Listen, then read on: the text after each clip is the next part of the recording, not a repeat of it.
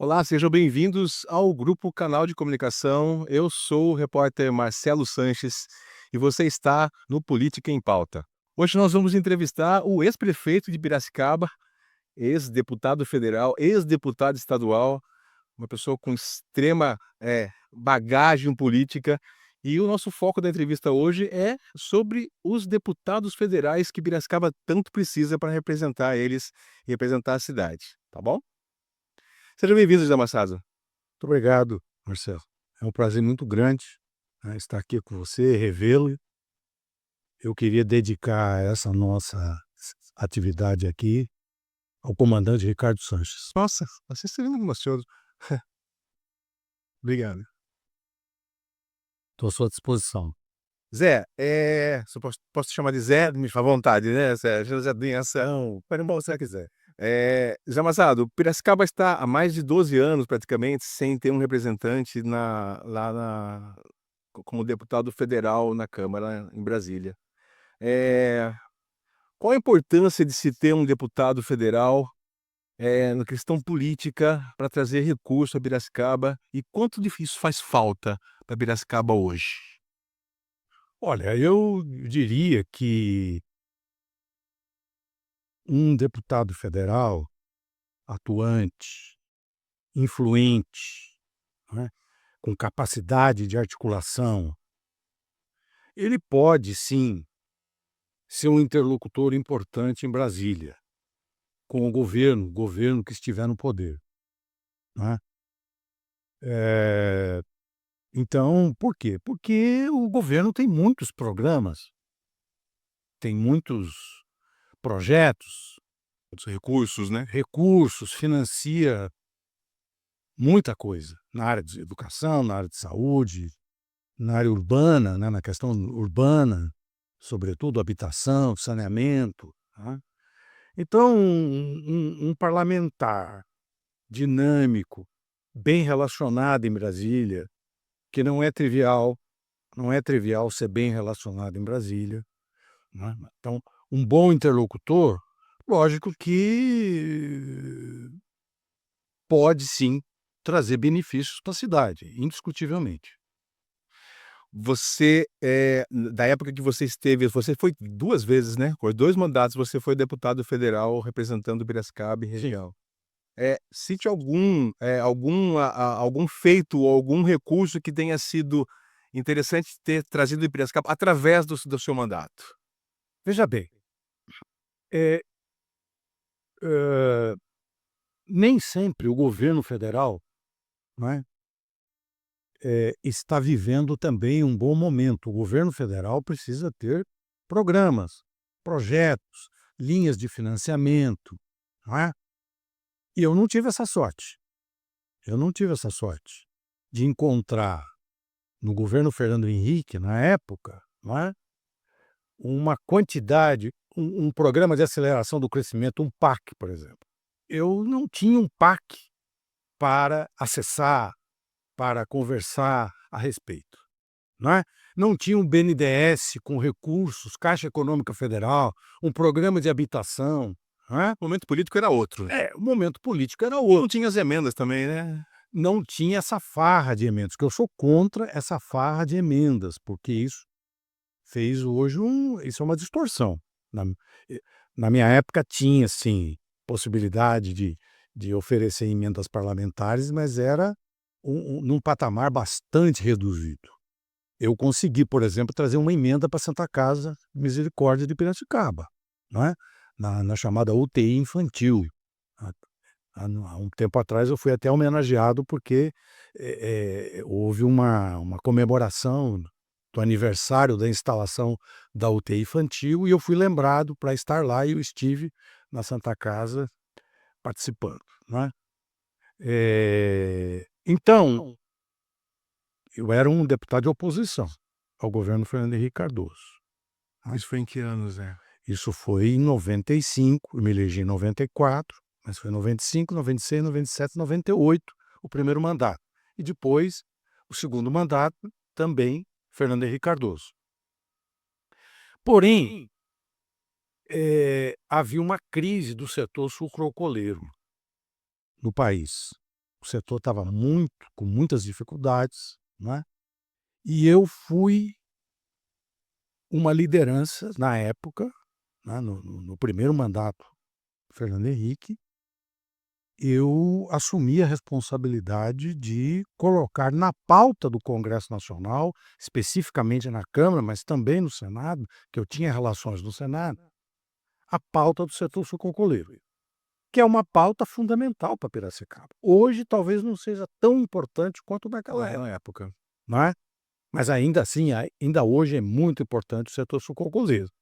Então, por exemplo, na época eu eu fui quem lançou a frente parlamentar em defesa do setor sucrocoleiro. Então eu me relacionei com as lideranças desse setor, não só em São Paulo, mas em todo o país. Lideranças do Nordeste tinham no meu mandato uma referência importante na Câmara dos Deputados. Então, graças a essa minha iniciativa, não fui eu o coordenador, porque eu me recusei a ser coordenador, porque eu achei que era prejudicial à frente, eu como deputado de oposição, ser o coordenador geral da frente parlamentar. Então, combinamos, foi de comum acordo que o deputado Hélio Rosas, na época do PMDB, ele foi o nosso indicado, deputado paulista, para coordenar a frente parlamentar. Mas quem fez a articulação inicial fui eu, né. Eu e o senador Teotônio Vilela Filho. O senador Teotônio Vilela Filho, inclusive fui numa reunião na casa dele em Brasília que nós articulamos essa frente parlamentar. Participei também de uma articulação em defesa do setor têxtil, porque havia uma crise também do setor têxtil. Sim, foi na época que se liberou as importações, né. Da China e de outros países, enfim. E acabei me relacionando também com esse setor empresarial, não é. E graças a essa agenda de articulação com o setor sucrocoleiro, com o setor têxtil, eu me aproximei da ministra da Indústria e Comércio, na época, Dorothea Werneck, que a meu convite esteve em Piracicaba, numa reunião na CIP, onde nós então discutimos uma agenda, não é, considerando essa conjuntura, não é, e graças a Dorothea nós pudemos ter acesso ao gabinete do presidente Fernando Henrique. Eu fui um dos articuladores de uma audiência do setor sucrocoleiro com o presidente Fernando Henrique no seu gabinete.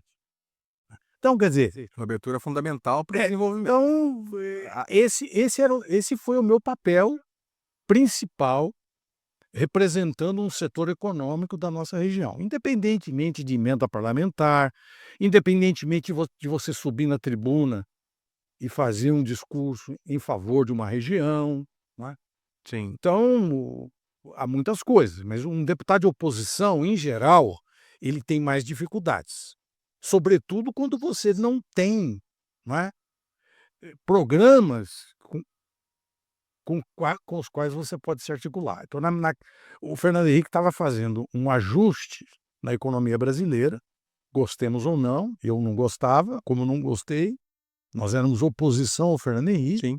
mas ele fez um ajuste na economia, a economia estava estagnada, né. Não tinha, como eu disse, programa na Caixa Econômica de financiamento, não tinha programa habitacional, não tinha programa para o saneamento, não tinha programa para nada. Então isso limitava o papel do parlamentar, né. Mas eu, me empenhei muito, né, em colocar a nossa agenda no centro dos debates em Brasília. Isso nós conseguimos fazer. E naquela época também, José Machado, não sei se você me corrija se eu estiver errado, além do José Machado como deputado federal, nós tínhamos o Otami e o Herman, né. João Herman no primeiro mandato, sim.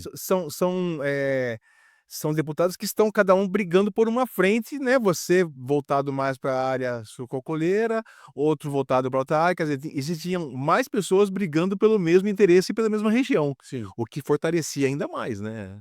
Sem dúvida, quer dizer, Piracicaba eu acho que E o Tami sendo do PSDB, sendo da época do mesmo governo. do O governo. Tami foi depois, né. Se não me engano, o Tami se elege em 98.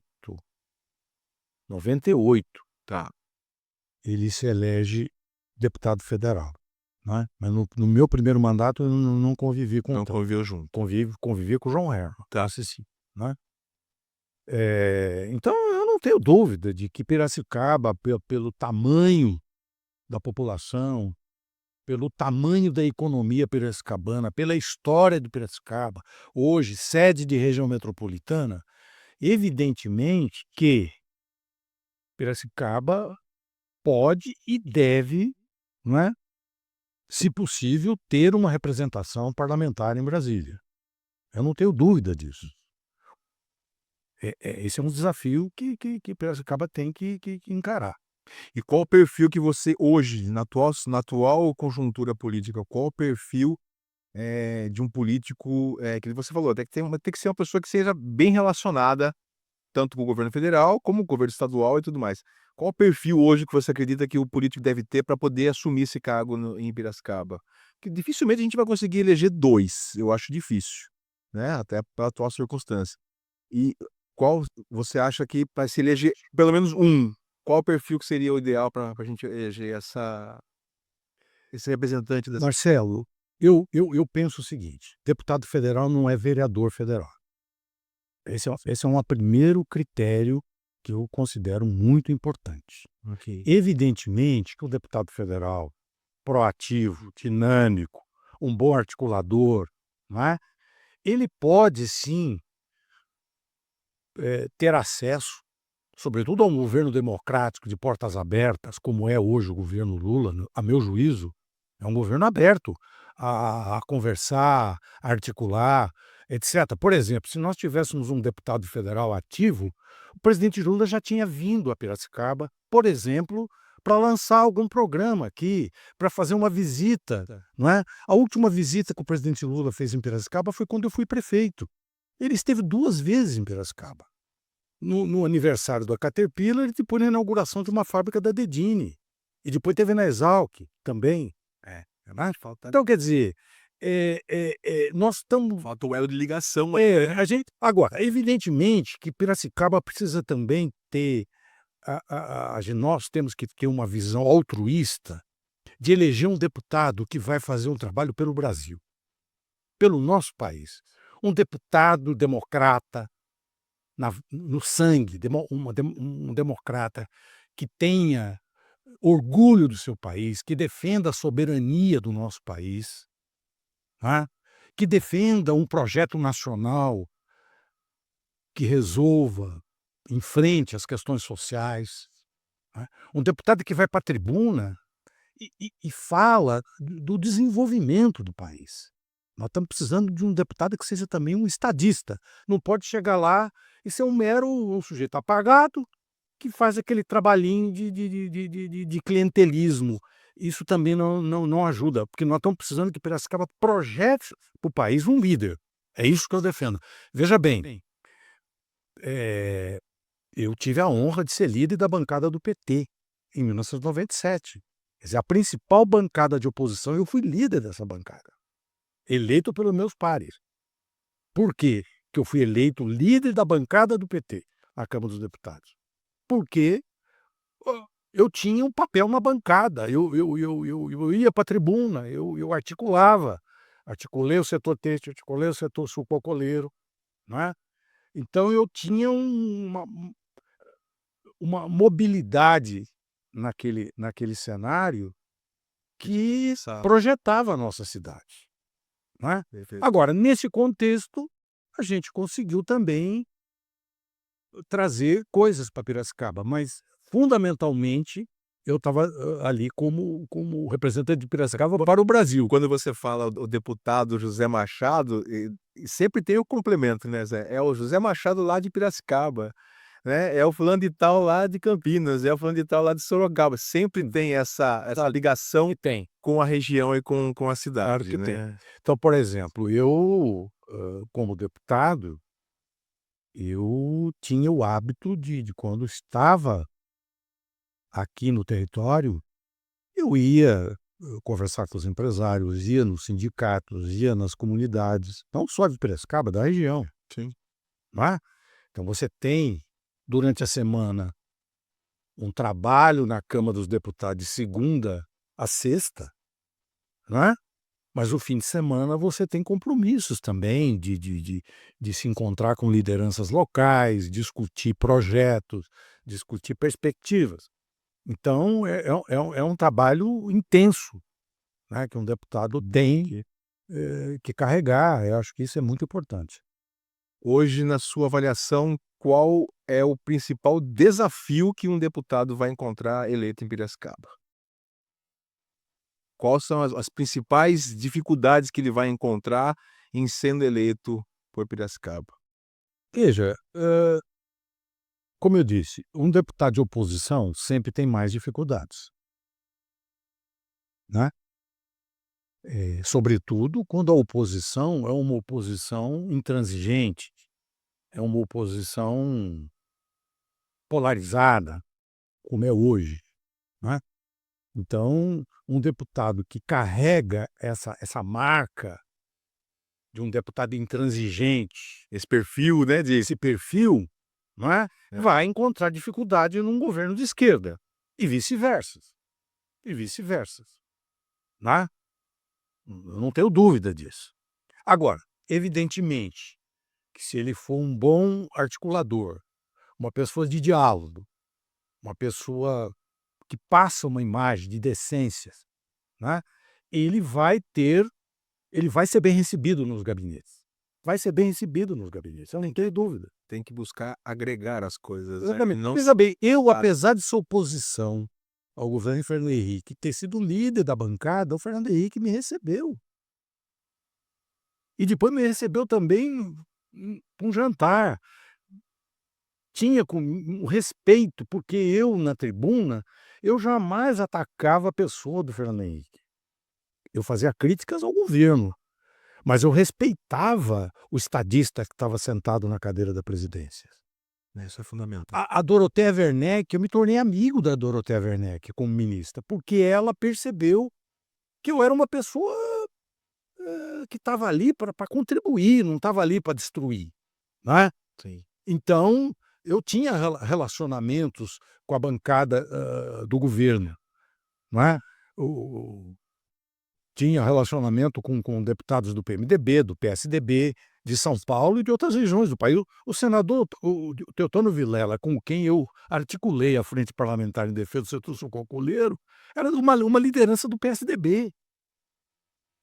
Vai Se tornou meu amigo, quer dizer, uma pessoa com quem eu tive um bom relacionamento. Então, mas essa é a minha natureza. Agora, uma pessoa, eh, raivosa, intransigente. intransigente, incapaz de fazer o diálogo, ele vai enfrentar uma dificuldade, seja qual for o governo que tiver lá. Você acredita que a tendência dessa próxima eleição, deve aumentar o número de deputados do governistas e diminuir ou você acredita que vai manter mais ou menos o perfil que está lá hoje? Olha, Marcelo, eu não tenho, assim, uma Porque o país está muito dividido, né, quase que metade e metade mesmo eu não nessa tenho polarização. não tenho essa análise, assim, madura na minha cabeça. Eu tenho ouvido coisas, por exemplo, eu acho que alguns partidos vão que têm bancadas grandes hoje, vão perder parlamentares, por conta da situação política do país, da polarização, etcétera. Eu acredito, que nós vamos ter mudanças, sim, né, vamos ter mudanças. Acredito, como alguém que milita no campo da esquerda desde sempre, eu acho que a esquerda vai aumentar o número de deputados e senadores. Muito do resultado do governo do presidente Lula. Veja, sim, lógico que eu estou trabalhando com a hipótese do presidente Lula ser reeleito, não é, e essa crise, sobretudo relacionada ao Banco Master, isso vai afetar muito, né, setores ligados a esse projeto, né, Perfeito. na minha opinião. Mas isso tudo é, digamos, é a opinião de quem faz parte de um dos polos da disputa. Sim. Você acredita que o eleitorado piracicabano, ele tem consciência da necessidade desse voto distrital, digamos, né, de votar numa pessoa que seja da cidade ou que seja muito próximo da região de Piracicaba, para que a gente consiga ter um representante local, em vez de ficar votando em, sei lá, em Tiririca, em Alexandre Frota, essas pessoas que aparecem do nada e acabam se elegendo com um voto de protesto. Você acredita que o piracicabano está começando a ter essa consciência ou você acha que isso ainda Não, eu acho que não tem essa consciência. não tem? Não, não tem, isso não é um demérito de Piracicaba, eu acho que isso é um quadro geral, sobretudo no estado de São Paulo, né. Mas Piracicaba, que é onde nós vivemos, onde nós temos as nossas famílias, onde nós temos nossos amigos, nossos companheiros, eu tenho uma avaliação hoje muito não pessimista, mas uma avaliação negativa, né, da maneira como a política está sendo desenvolvida em Piracicaba. Piracicaba perdeu muito nos últimos tempos, né, de um amadurecimento político, né. Então, eu não vejo nenhum partido, nenhum candidato ou pré-candidato, que não temos candidaturas oficiais ainda, a nenhum partido, né, que esteja efetivamente promovendo um debate profícuo em Piracicaba. Qual é o partido hoje, mesmo o meu partido, eu faço aqui uma autocrítica, não é? O meu próprio partido não tem hoje o mesmo desempenho que teve no passado, de fazer trabalho de base, de ir para os bairros, conversar com as pessoas, explicar para as pessoas o que está em jogo, não é? Uhum. Então eu Tá nós faltando esse corpo a corpo. nós perdemos uma caixa de ressonância fundamental para a politização da cidade, que chama-se Unimep. Unimep, sim. A perda da Unimep está fazendo uma falta medonha para a nossa cidade, porque era uma caixa de ressonância importante para se discutir a cidade, discutir seus desafios, discutir suas demandas. Então hoje, a política em Piracicaba está totalmente fragmentada, né. Você não tem uma liderança hoje em Piracicaba, a meu juízo, né, que pense como estadista, que pense grande, que tenha um projeto claro e com ideias claras, entendeu? É pedir voto. "Ah, vota em mim porque eu sou teu amigo, já tomamos uma cervejinha junto, vota em mim", quer dizer, mas entendeu? Então eu acho De fundo, né? eu acho que Piracicaba tem um déficit hoje, muito grande, um déficit muito grande. Uma cidade de 500.000 de habitantes, um centro industrial, centro universitário, apesar da perda da Unimep, ainda continua sendo um centro universitário, Muito não é? forte.